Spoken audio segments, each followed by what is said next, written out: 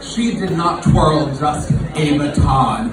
That baton was on fire! In my crumble opinion. Hello, my beautiful crumb buckets. It's me, Phoebe Cakes. I know, it's been a while. If you're new to my channel and just stumbled upon here, and you've never seen me, a beautiful woman, before, I do podcast-style interviews and video essays on this channel with drag queens and talk about pop culture, film, or whatever my hyperfixation is for the day. Our last video was on the 1990 blockbuster Ghost, which examines the film through queer theory lens. But my one before that was on Challengers and how it made me H-word. So, you know, you never know what you're going to get. So today on In My Crumble Opinion, we are back to form, and we are doing an interview with the celebrity chef, TV personality, socialite, writer, hair influencer, Garrett Schlicte. How are you doing today? I'm hot. Girl, Yes. It's hot. It's a hot day. It's hot. Bad day for me to wear multiple layers, or either of us to have this beautiful natural hair. Beautiful, gorgeous hair. Mm-hmm. But you look stunning. Thank you. You look stunning, too. You took the BART over here? I did. I got on a train. Gosh. Do celebrity chefs typically take public transportation, or are you unique in that regard? I think that I am unique, and I'm special, and I'm different, and I'm humble.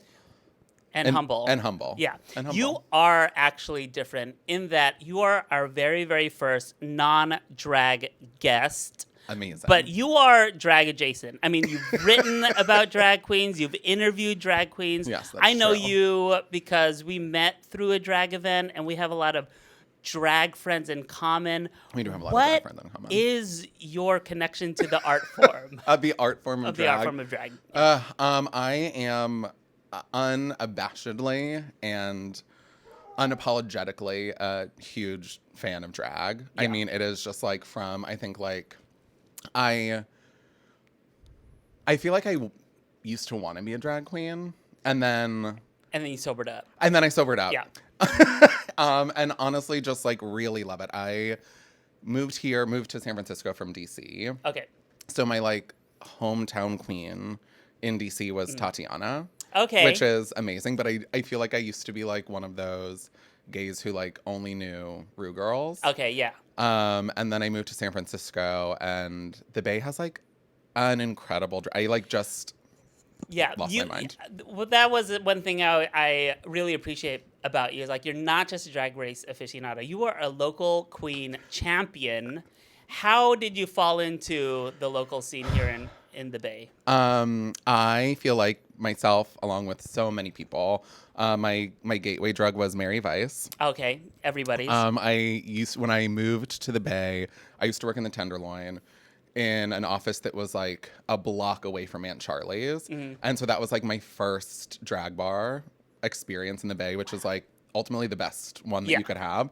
So someone I worked with was like, do you want to go get like a drink at this like bar that's like right around? It's like a Friday night. I was like, yeah, sure. So like walked into Aunt Charlie's, never having been there before, hadn't been to like any other bars.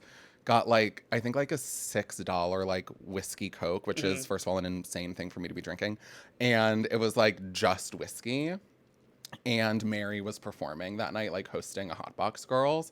And I was like, well, this is as good as it gets. Yes. Like this is. I think Mary Vice is a lot of people's kind of gateway drug to local Bay Area drag. When I was first considering being a drag performer, I saw Mary compete in Butch Queen. And then I immediately modeled my entire drag trajectory onto whatever Mary Vice was doing. Yeah. It was like, I'm going to do Butch Queen. I'm going to win like Mary did. And then none of that panned out, but I did become a drag queen. And we can't blame Mary Vice for that. Well, yeah. As we should with most things. What stopped you from becoming a drag queen? I do not have the capabilities necessary to. I find that false. I know, and that's what sounds like fake news. Okay, let me revise my answer. I want to do too many things. Yes. There were like a lot of things on my list of things to do, and something I really do believe and probably don't actually follow through on in any of my other endeavors is like, if I want to do it, I want to do it really well. And knowing Mary, knowing like a lot of the other queens in the Bay Area, some like just like stunning, beautiful people who like really have it together. I mean, no one here. I was like, I couldn't possibly get started. And also, I don't want to work that hard. I'm like, writing, I'm just sitting there. You know what I mean? I'm like, I can just 50% of my morning yeah. was like berating Kyle and Thayer's like, should I get in drag? Should I do this not in drag? I shouldn't do this in drag. Tell me it's okay to not do it in drag. And then both of them were like, no, you should do it. You should do it. Like, nobody wants to be in drag. That would be me hosting my drag show. Is being like, tell me. I mean, look at Florida. I mean, that's it. That is the trajectory for a lot of us. If you stay in the Bay long enough, you'll stop getting. Yeah, into drag Vivi to do doesn't drag even show. show up to her show half the time. She just tells people to do it for her. Okay, so when I did introduce you, and you've already kind of indicated this, you are a Renaissance girly. Like, you wear a lot of hats. I know you as a writer.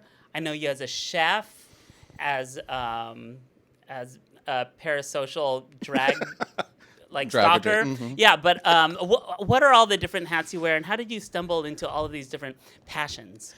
I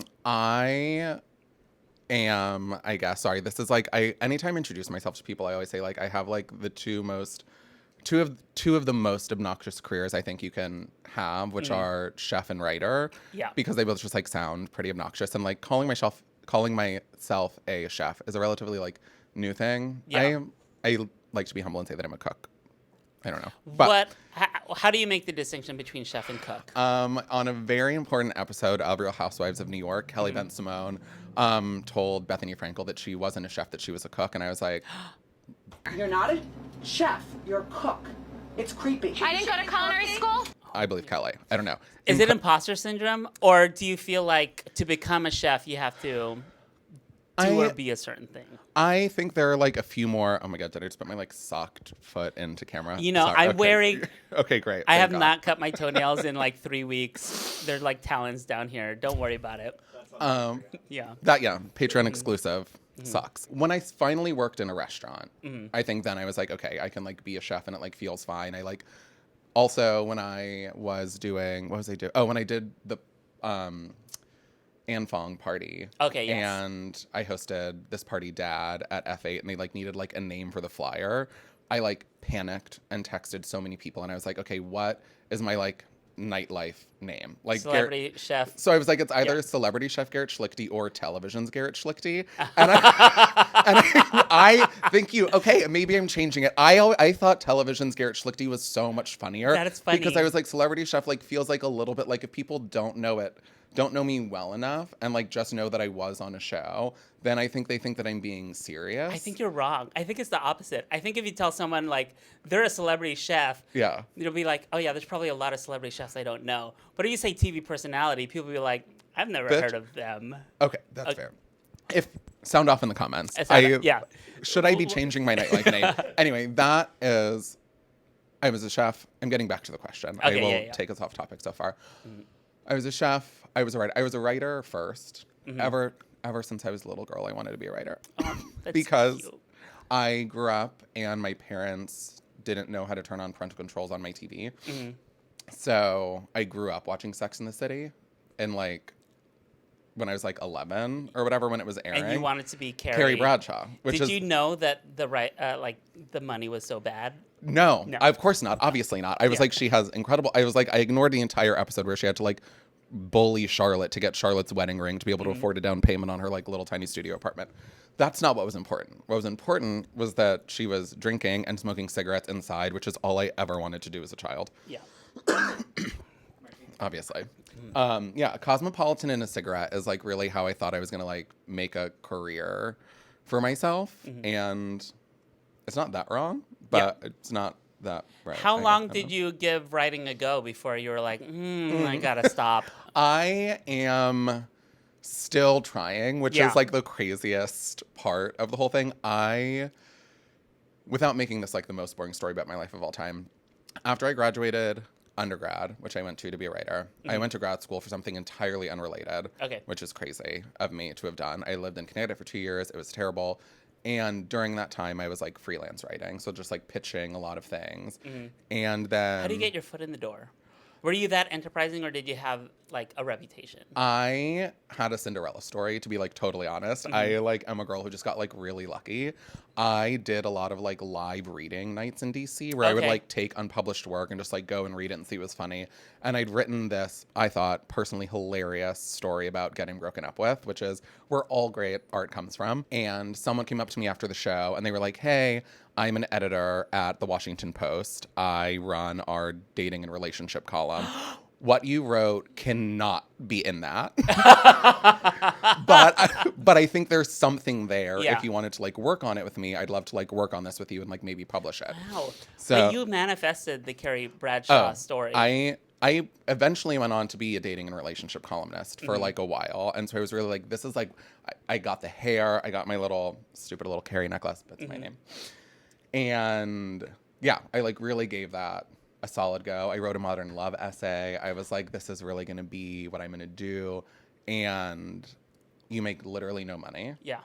So I sold my soul to big tech and let them pay me more money to write much worse things. Is that why you took the BART today? That's you why have all I that took tech the money? yeah, because I have all that tech money that allows me to live here. Yeah. So you're a writer, you're a chef. You said you lived in DC for a bit. What were you doing there? I went to grad school for higher education. And so when I was living in DC, I was the coordinator of orientation, transition, and retention at American University. Wow. And Did you watch Veep?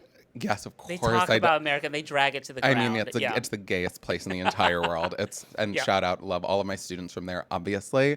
And then I was the assistant director of student life at Johns Hopkins, which is great. I was like teaching young college kids how to like live a good life.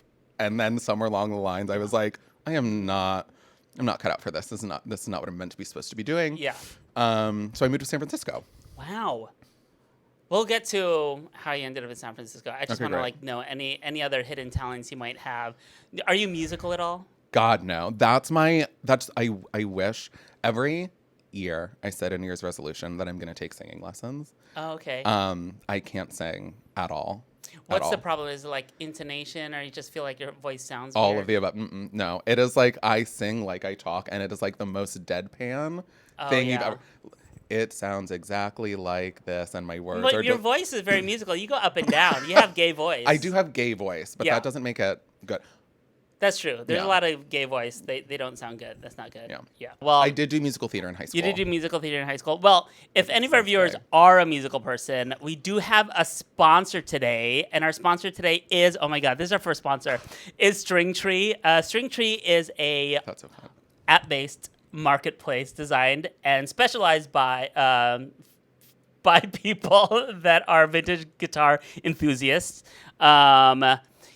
It cuts all of the noise of all other auction-based websites like eBay, and it's a really curated experience for, people that are in the vintage guitar community. If you're asking, why does Phoebe Cakes know about it? It's actually started by my friend that I went to grad school with. I went to grad school for writing I'm as on grad well. school. Biggest mistake of my life. But I have great friends and a lot of debt because of it. But he's now kind of like doing this startup, and it's actually really taking off. He's here meeting with other kind of like guitar vendors. It's really not only a marketplace, but like a community. So if you're interested in Stringtree and joining their community of vintage guitar traders and sellers, I'll have information in our, what is it, caption, bio? Information. Right in there. here. Yeah, we'll put it up somewhere. Oh my God, wow, having a That- sponsor is hard. The people that do like BetterHelp and stuff, they make it like really easy. First of all, that was a seamless transition. Yeah. I loved the intro. Did not see it coming. And so fierce that there's a sponsor. I love that. So a lot of what you've written about, you said relationship stuff, also pop culture stuff. You are a culture guru, appreciator. How would you kind of characterize your writing genre? I am a Virgo, Mm-hmm. and so I love to pick things apart and decide what should be correct Okay. about them. And I Yes. think that is, You are like that. I yes. am like, Yeah. you are like that. But Yeah, Virgos are like that. I mean, Virgos are like that. I yeah. am like that. Virgos I really, groove. and I really love pop culture, and more than loving pop culture, I love like base level, like things that like people think are smart like 20 years down the line. Yeah. I like really enjoy. I think that like things like Red, White, and Royal Blue, Ugh. like exactly. Oh, did you like it? I loved it. Okay. But but I'm like, I think more than I loved it, it deserves like critical analysis and our attention. Of course it does. And I think Well, we don't need to go into. Maybe that's something we could talk about further down the line. But I went into it like really thinking like, oh, this might be good. It's like penned by someone that like, did they just win the Tony or Pulitzer or something? Okay, yeah. I was like, Casey McClintock. Casey. No. No, maybe. someone else. I don't know. Well, fact checkers will. Can will I sound out. can Yeah, I say go something ahead. that's really obnoxious but really fierce Oh, about sure. that? Yeah, please. So my editor at the Washington Post sent me the unpublished manuscript Oh, when I was okay. still living in DC. And so I was like, this is so fierce. It still had like spelling errors and like incorrections in it. And Yeah. she was like, maybe you should write about this. So I initially was like, "Ugh," like Yeah. bad, like Yeah. gay beach read, horrible, hate Yeah. the expression beach read, by the way.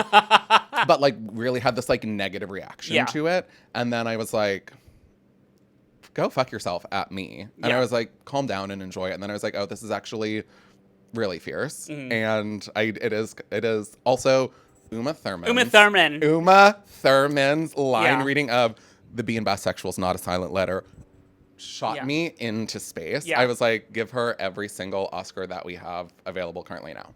I'd never seen her do a Southern accent before. And It we was not should- Texan It was- at all. It was something else. It was something else. It was something else. It was something else.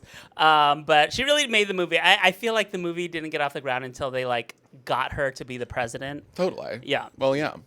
Well, we could definitely talk about it. I hated it, but I hate most gay films that come out. That's fair. Mm-hmm. You should read my review of Red, or not Red, White, and Royal Blue. Call Me by Your Name. Ooh, okay. They tried to take me out.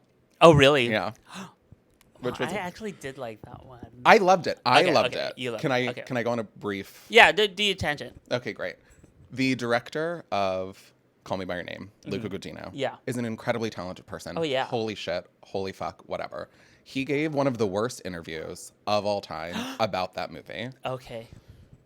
The book, to be a book snob, a little bit. Call Me by Your Name has some like very beautiful sex scenes. It also has some like weird stuff where like they watch each other poop at one Yeah, point. I uh-huh, mean, let's yeah. we can get into it. And the interviewer asked Luca Guadagnino, why did you keep some of the more explicit gay sex scenes out of the movie? Mm-hmm. And his like plain answer was, because I didn't want to alienate straight audiences. Oh. Exactly. The studio audience is throwing up in disgust Oh my about gosh. Right. And I was like, that's so crazy. Luca's gay. And Yeah. I was like, this is like obviously not the first, but like Mm-hmm. a very major, highly anticipated queer film. And the director is like, well, I really want straight people to like it. I don't Yeah. want straight people to have to look at gross gay sex. And I was Yeah. like, that's crazy. And so I pitched this essay talking about that Yeah. to like every gay publication you've ever heard They're of. like, no. Everyone was like, we will not run this. And then I pitched it to the Washington Post. And they were like, yes, it was the front page of the style section. It was like a whole thing. Woo! I was great for And me. you've been blacklisted ever since. Every gay person on the internet at one time was like, you should burn in hell. And I was like, Whoa. well, you're not wrong. Yeah. But also... Interesting. no- I want to see that interview now. Okay, a little bit more Anyway, about Call Me by sorry. Your Name, and then we'll Sorry. move on. I actually like love the book. No idea Andre Osman was a straight guy. Gag. Gag. Gag. Okay, so I actually went to a reading where he was kind of talking about the future. This is right after the film was just had just come out, and it was like wildly successful, and they were talking about sequels, and he wrote a sequel to the book itself. And it just, actually, you are not gay. You are gay baiting. It was kind of gross, and it made me not like the book, even though I do think they do tenderly talk about desire in a very like powerful way. Of course, Yeah. totally and beautifully. But also, final note on this, my Yeah. favorite part of Call Me by Your Name, the movie, the mom, Oh, yeah. obviously. Yeah. Oh my God. Okay. You call yourself a Virgo, so I feel like you're going to fall on the right side of this question. But do you like the categorization of like generations, like Gen Z, Millennial, Boomer, Slacker? Or are you someone that's like, oh, we got to stop doing that? No, do it. Do it. Is Yeah. that right? I'm very Okay, great. pro- Yeah, I okay, love it. So Yeah, how do yeah, you okay, identify? Great. I am a millennial. Okay, I'm a millennial too. Yeah. What are the hallmarks of a millennial? Oh no. And I'm quizzing you. As I know, a, this as a is- culture critic. I mean, we are broke, desperate, Because we're always buying those avocado toasts. I know, and I'm like, and I hate that. But You that are is like an such avocado a toast. I have spent every penny I've ever earned on sandwiches, martinis, chicken, cigarettes, and I will never own property because of that. And that is the reality of and that's fine. Yeah. Also, because of those things, I will die at like 67. So it doesn't matter. They don't have a house. But yeah. Yeah. I hear the cutoff for millennials, like, you can remember a childhood that didn't have the internet. Yes. Do you subscribe to that? Yes. Yes. When did you get the internet growing up? And what was the first thing you looked up? Oh, the first thing I looked up, I mean, I got the internet when I had to have been like 9. I want to say like 9 or 11. I probably like got in my room. I was a bad kid. I was like in AOL chat rooms. I was on Omegle pretending to be somebody else. I was like really being like, yes, I'm a 37-year-old young lady who lives in Malibu. No, I was doing that. I was talking to upstanding young gentlemen. Oh my God. I was so naive. When the internet came out and I was on those AOL chat rooms, someone would like instant message me and go like, hey, I'm Tom Cruise. And I was like, oh, I totally believe you. Oh my God, I'm talking to Tom Cruise right now. That was me doing that. Tom Cruise was cool back then. Don't read me for that. But I mean, like, I literally believed. I like went to school. I was like, I talked to Tom Cruise yesterday. Yeah. I was like, yeah, here's pictures of me. I was the same. That's the hallmark of being a millennial. What's a hallmark of being a boomer? Oh God. How would you describe them? Boomers are sad. Okay. Sad and a little greedy. Okay. Greedy. Sorry. We could always take anything out if you regret it, but be as mean as you want. I don't even know if that's, I mean, I don't really, okay, so I want to say this. I agree that there are classifications. I don't know if I know a lot about the previous ones other than I'm like, you guys kind of ruined things. Yeah. Unless you were the people who did all the really good stuff. Yeah. Throwing the first brick at Stonewall, fighting for our rights, kind of like making those things happen. Love those guys. Yeah. Thank you. Thank you. Thank you for people. Thank you. Gen people. X, do you have a relationship with them? Do you have older siblings at all? I don't. I'm the oldest daughter. Okay, you're the oldest daughter. I have oldest daughter syndrome. Gen X, I think there's like a Spice Girl song that says something about that. Ooh. That's all. I don't remember It's like they're like one like foray into electronica. It's the scene in Spice World where they go into the club. That's the song that's playing. I saw Generation X. It's called Generation X. Yeah. Do you see Spice Girls in movie theaters? Yes. Me too. Multiple times. Yeah. We went early to like a 12 o'clock show and just stayed in and just like watched it multiple times. You cannot find the Spice World VHS or DVD anywhere on the internet. I bought it for an ex-boyfriend for $35 because they had never seen it so that we could watch it on their PlayStation 2. Yeah. Okay. I Love that. used to have a pretty exhaustive DVD collection because when I was in college and I would get my, student loan check, I would immediately go to Amoeba and Rasputin and just buy a bunch of Criterion Collection and like random DVDs. Got rid of it when streaming started. I was like, oh, everything's going to be on the internet.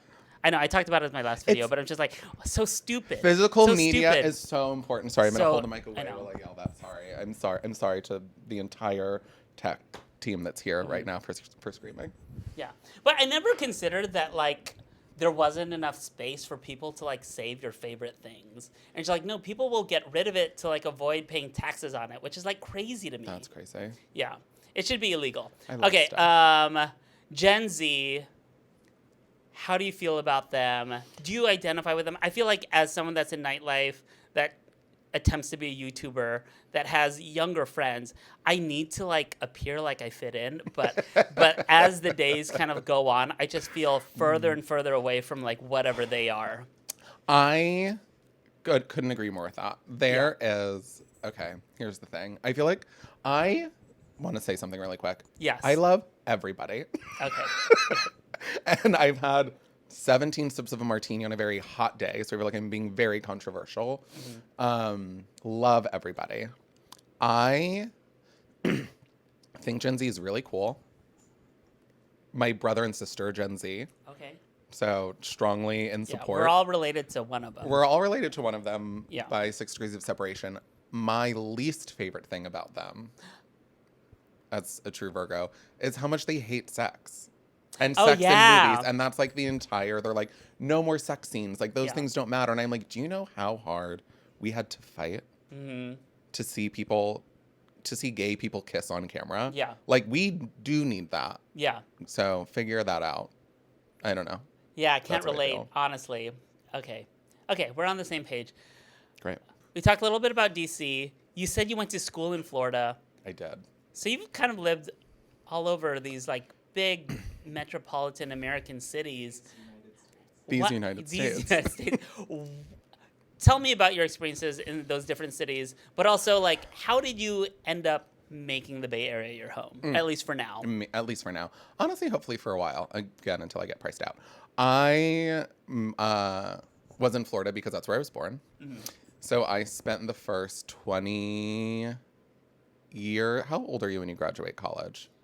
22? Oh, 21, 22? 2020. Okay, I spent the first however many that is years of my life there against my will. And I love Florida. I also hate Florida. Where were you in Florida? I was south. I was South. down. Okay. Down. And then I went to school north, up. Okay. Went to Florida State University. Okay. Proudly one of the last public colleges in the country to have a Native American mascot. We're so brave for that. It's incredible. I don't give them money, so don't yell at me about that. Yeah. But, fix that, you guys. Come on. And so I did that. And then I was like, I got to get out of here. Yep. It seems like things are not going well. So got out, went to Connecticut, of all places. Oof. I know.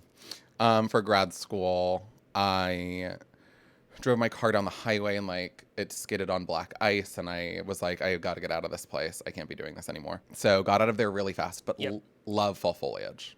Okay, yes. Love fall foliage. I love that incredible fantasy. benefit. Yeah. Yeah, That, very like Lake House. the town that Gilmore Girls is based off of is called Washington, Connecticut.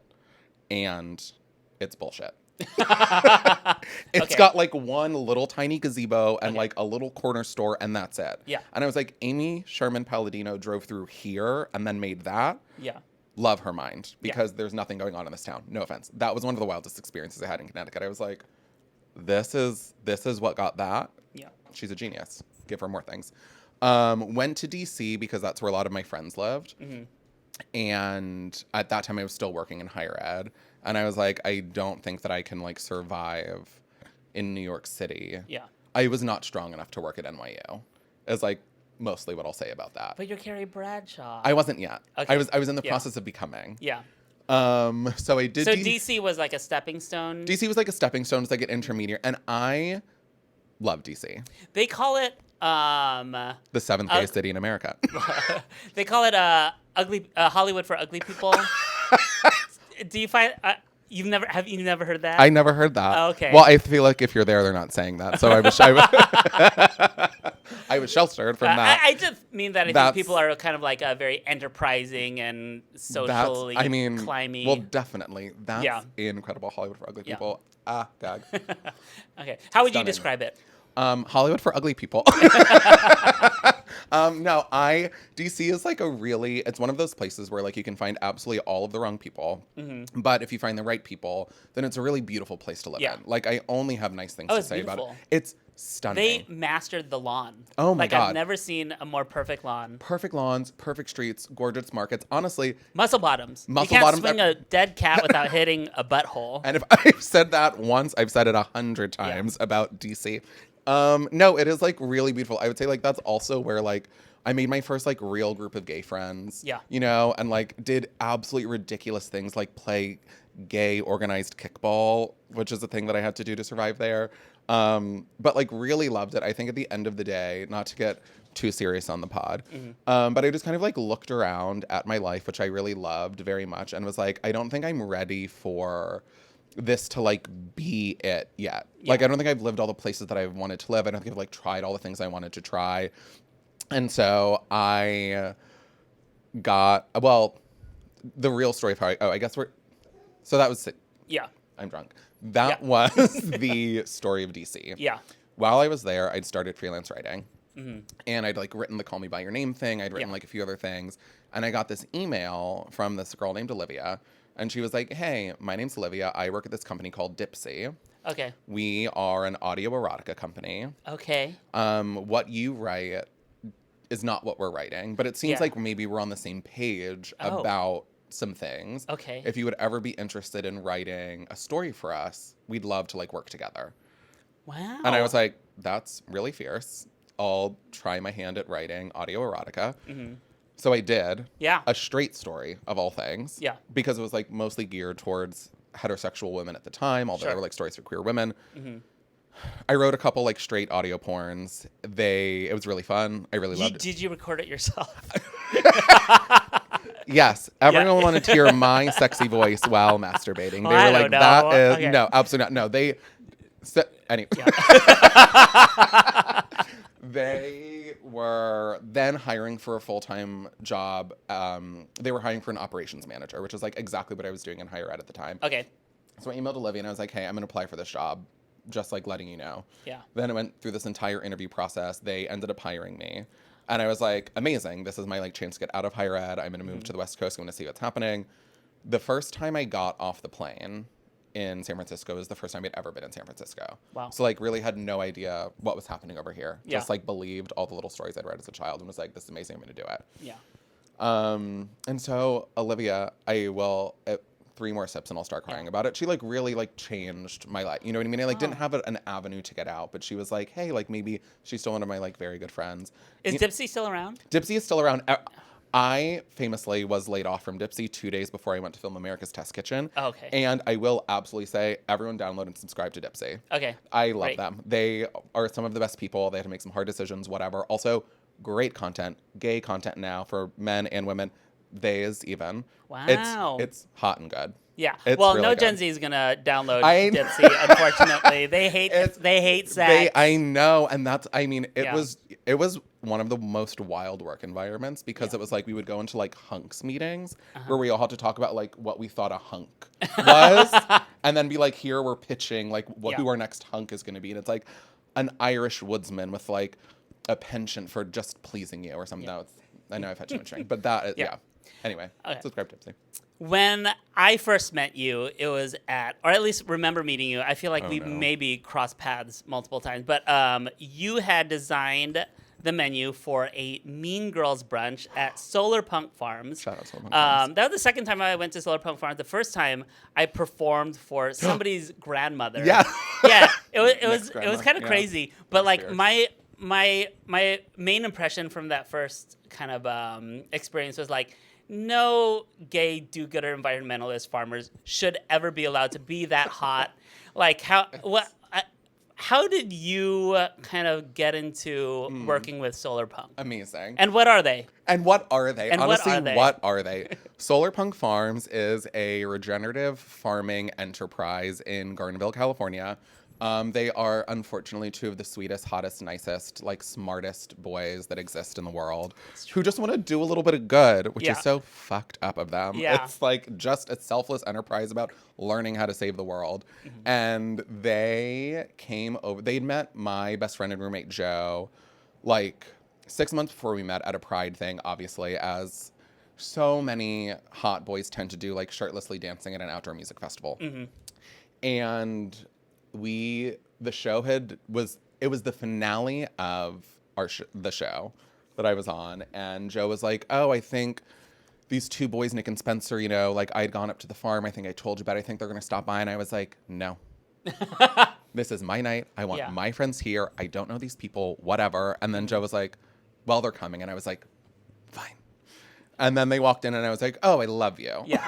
And so they came, they watched me lose America's Test Kitchen, The Next Generation, which is a beautiful way to meet people.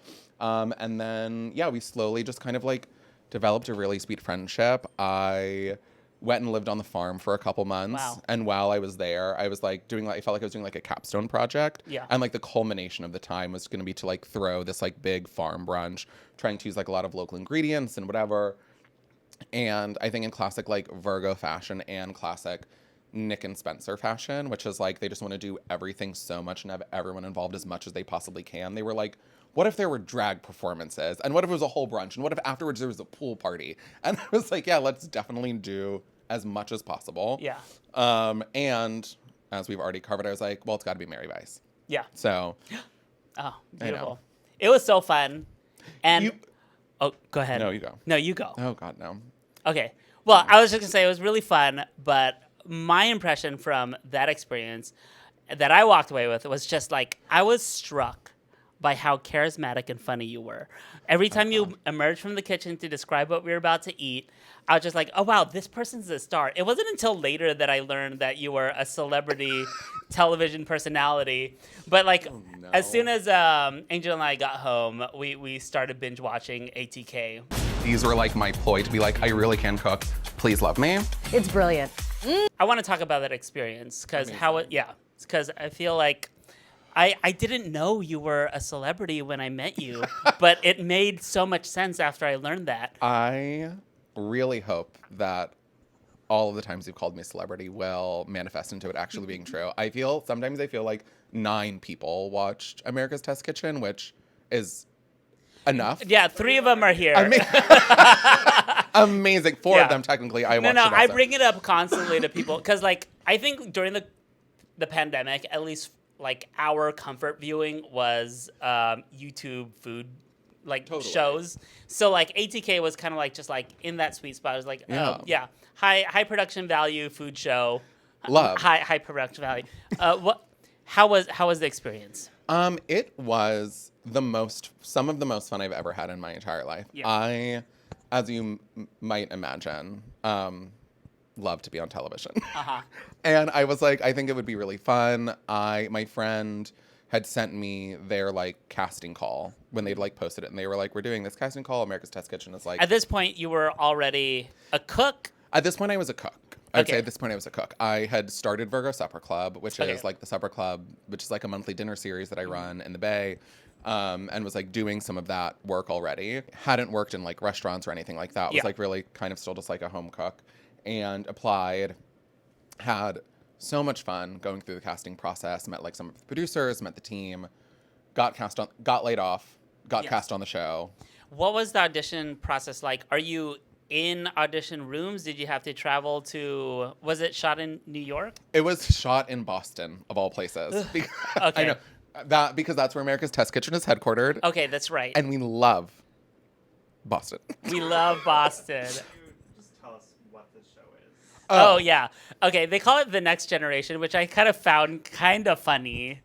But, okay, it's not Star Trek related. How would you describe the show? Yeah, America's Test Kitchen: The Next Generation is a reality cooking competition that kind of, the way that I kind of always describe it is like Top Chef meets Great British Bake Off, where it is home cooks who are competing to be the next host of America's Test Kitchen, which, if you're not familiar, is a cooking program that is on PBS and has been on air at this point for 25 years.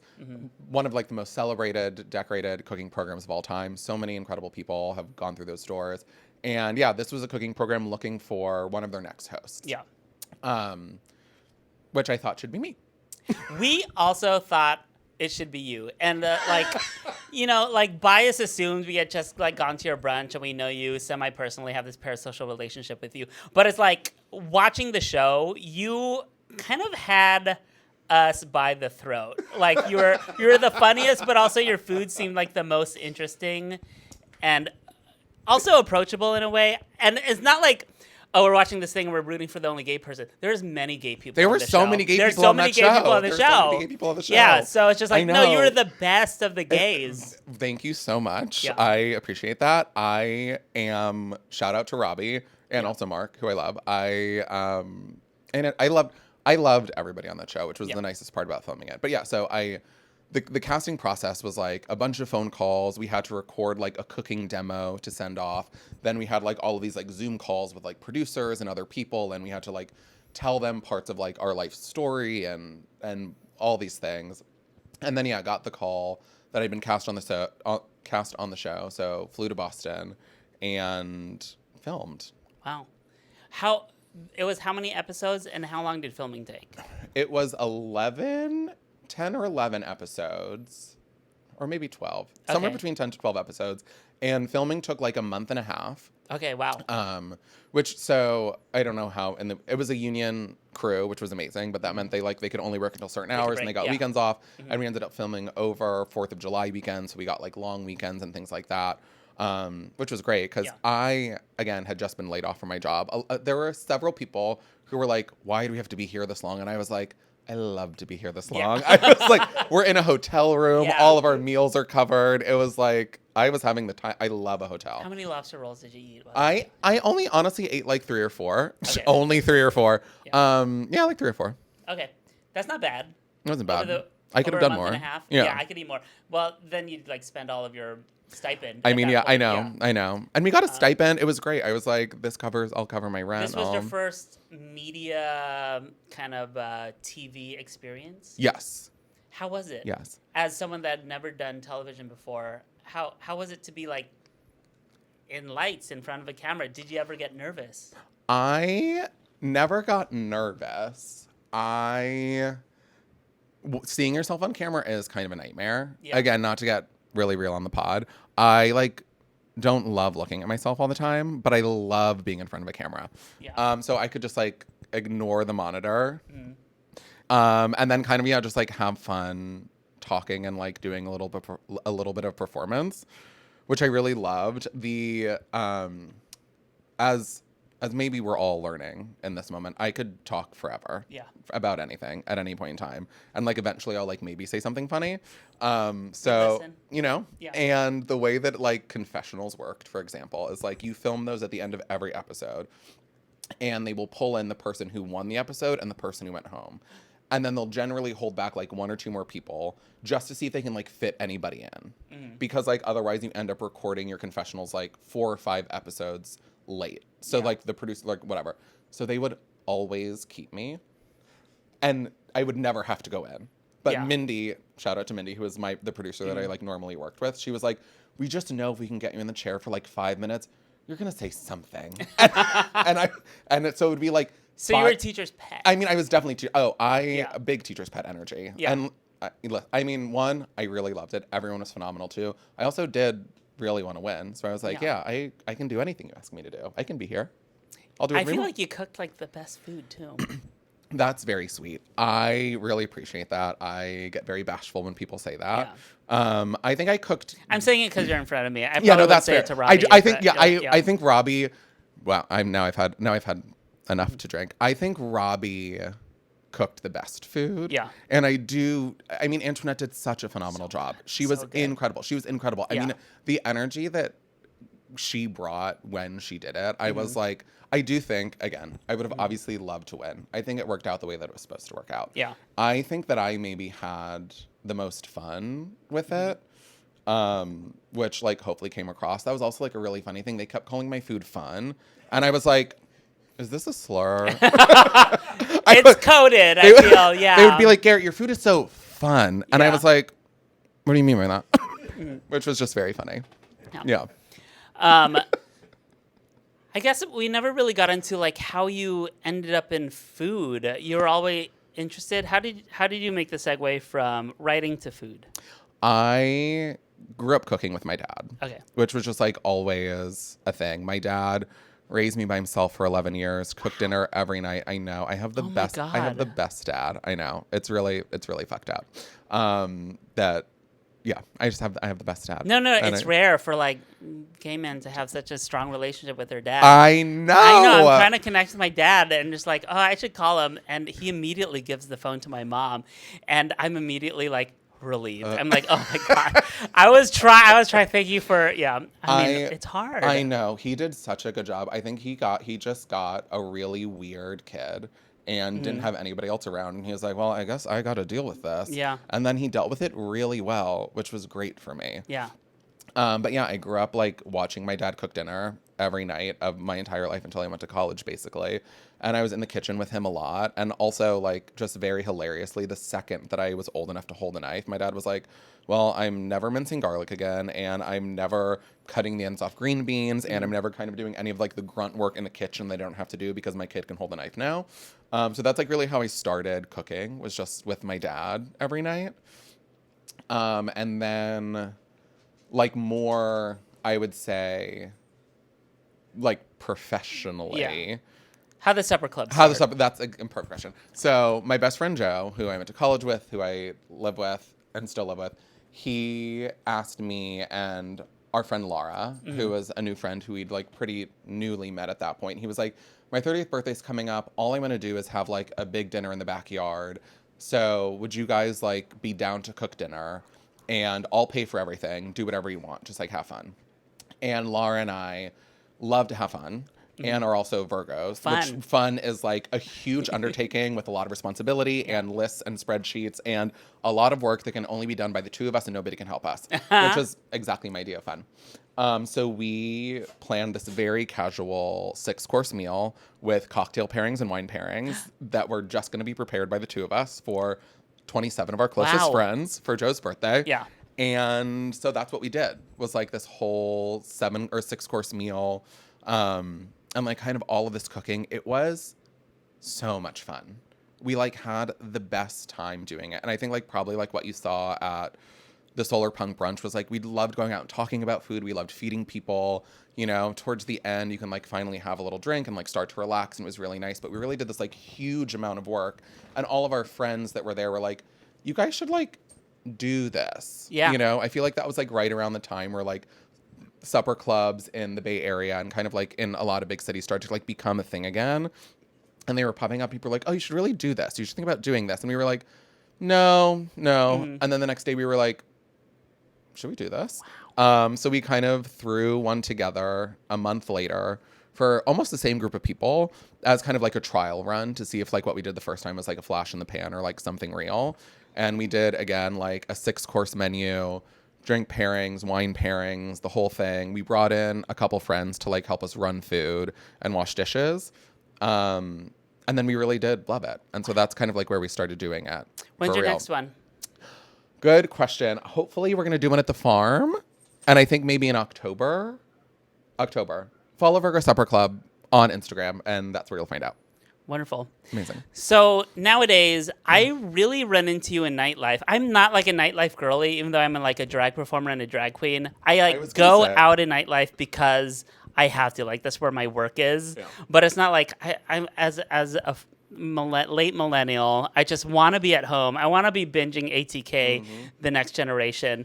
But you are also, I feel like now, kind of like a part of nightlife, complicit in making nightlife happen. How did that come about? I know you. I see you with our friend Calvin a lot. Yeah, that I love to go out. I think like Calvin and Austin. Shout out to Calvin Landrum and Austin White, two of our lovely friends in the city.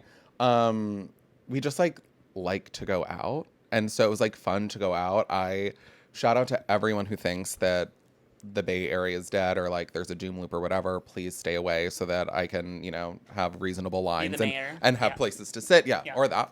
And yeah, I think I just really started going out and really appreciate a lot of what goes into it. Again, like I love drag. I love the Bay Area drag scene.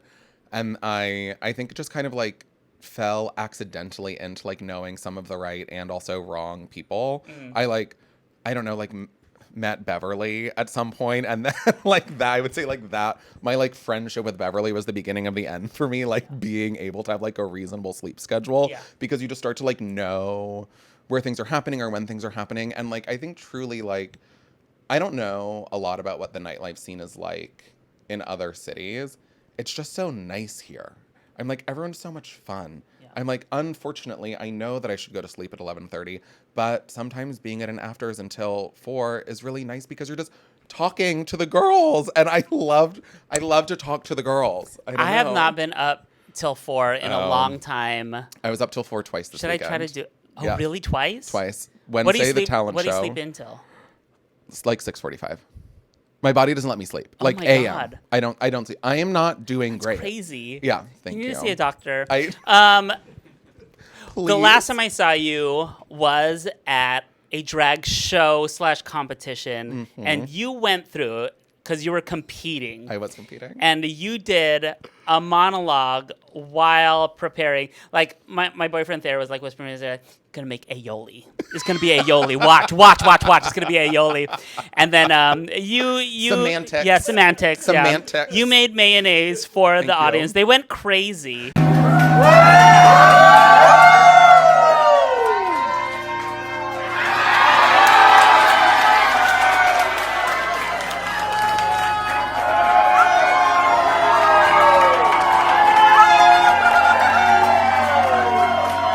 That's the way it is.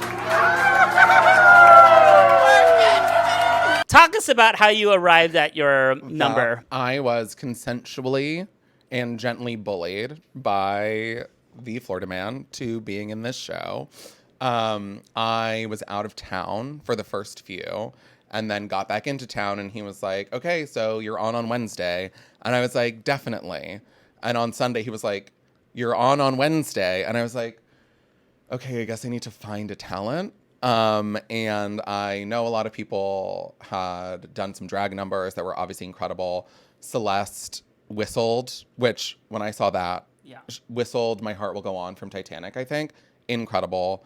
Clark burped the ABCs. And I was like, okay, we can have like a little bit of fun with this. Yeah. And I think like that's one of the things, not to go right back into Bay Area nightlife, but I think like people are just doing weird, fun stuff here. I think like so many nightlife scenes can get really like stuffy or like really stiff and like Stale. Or stale. And it's like, Yeah. just have a little bit of fun. You know what I mean? Yeah. It's like, I don't want to like be in a dark room with glasses on, kind of like dancing to music with no lyrics. I want to like go watch someone burp the ABCs and then have a few drinks with my friends and like do a little something fun. So I was like, what is something that I can do in this 5-minute time limit? And I was like, well, I can definitely make mayonnaise. By hand, which I think is like fun and like a little impressive. And I was like, that's not like enough. So obviously, kind of as we like lightly touched on, I did musical theater in high school. So I was like, what if I performed a monologue and made mayonnaise at the same time? I was like, I have no desire to win this because I do want to go to sleep on some weeknights, and this is a Wednesday night show. So I was like, I just want to like go have a little fun and do something a little interesting. Yeah. And so that's how I landed on that talent. And so I spent 3 days walking around my house rehearsing Laura Dern's monologue from A Marriage Story, and like miming whisking. Yeah. And then the day of, did it like 3 times in my living room, just at my roommates, being like, right, this is good, right? Yeah. And eventually Joe was like, you have to stop or I won't be able to like laugh naturally at this when I show up tonight. Like, I'm annoyed at this now, which is fair. Totally fair response. How did you arrive at that particular monologue? And we haven't seen Marriage Story, but it's something that always comes up in like the video essays we watch. Yeah. It looks not good. That is totally fair. Yeah. I don't love it, to Yeah. be clear. I wasn't doing like something from my favorite movie of all time. I needed something that I thought was going to be like funny enough. Yeah. And that was long enough, honestly. Like a lot of my favorite, I really wanted to do something Julia Roberts. Okay. And I like the numbers monologue from Erin Brockovich is obviously like an incredible one. Not long enough. Not long enough. Nothing from My Best Friend's Wedding or Notting Hill was long enough. A Normal Heart. I almost did the like yelling scene from A Normal Heart, and I was like, I don't know if I need to bring that into the space. Yeah. You know what I mean? I think like yelling about like being a bad mother is a little bit funnier. Yeah. And yeah, I thought about doing Saoirse Ronan's monologue from Little Women, where she's like, women have hearts and minds. And then I thought about doing America Ferrera's from Barbie, and I was like, no. Okay. Well, the reason I find that that movie so annoying and kind of funny is that I actually loved like Frances Ha a lot when I saw it, and I was a big like, oh, Noah's great, but I have the sense that Noah and Greta live in this like little echo chamber where they'll write something and share it to each other, and they'll be like, you ate that, you ate that, and no, you didn't. No. Well, that my greatest theory is that I'm like, when they do that, Laura Dern's monologue in A Marriage Story is essentially the same as America Ferrera's monologue in Barbie, and is essentially the same as Saoirse Ronan's monologue in Little Women. And I think they're all just kind of like doing the same like feminism adjacent monologue for a while, and Laura Dern's was just the bitchiest. So that's why I went with that one. Wonderful. Well, it was really such a pleasure. Can you scroll to the end? We'll cut out you scrolling to the end because this, nope, down more. Up. Keep going. There you go. There. Okay, great. Okay. Well, last question for you. This has really been a pleasure. What I love about you, it's really me just waxing poetic about how much I like you. What I love about you is that you really give me someone that's like in their 40s, like really a model of what I think adulthood could be, and all of this could be like my projections. It's like you follow your bliss, you follow your interests, you follow your passions, you're continually learning, you're taking risks, and you're a part, like, a big part of a lot of different communities. And like, is that just like my kind of like mythology around you, or does that resonate with you? Do you feel like that's, is that something to look up to? That's one of the nicest things anyone's ever said to me, and I am going to have a drink about that later. Yes. Sorry, I don't do great with earnestness sometimes, and so I'm just going to take that and say, I do think that is something that I try to do, or like I have a lot of like dreams. Like I have a lot of things that I want to do, and I think like I don't know what my life would be like if I didn't try. So I just keep trying all of them. And I think something that like when I kind of like sit back and think about it, I always kind of like try and wonder if like I'm doing better this year than I was the year before. And the answer has always kind of like been yes. I don't always have more money, and I don't always have like a romantic partner, or I don't always have, like a book deal, or like I'm not always on a TV show, but I always am really proud of the place that I've ended up, because continuing to try has like brought some really special people into my life, and that has been really nice. On that note, thank you for tuning in. And speaking of dreams, this was a dream. I'm really happy. When you dropped the bomb a few kind of like months ago, it's like, I want to be on the pod. It's like I've been dreaming about this day, and I'm so happy you're finally here. It was so nice. Oh yeah, thank you. Oh, this was Garrett Schlicte, and I'm Phoebe Cates, and we're signing off for this episode. But we're gonna have some more martinis. Yeah, I'm gonna have another martini. Oh, hi! You want to say hi? Oh, good. Oh, he's happy. Happy boy. He knows when we're done. Oh wow. Stream one. Oh, okay. Okay. Okay, go to place.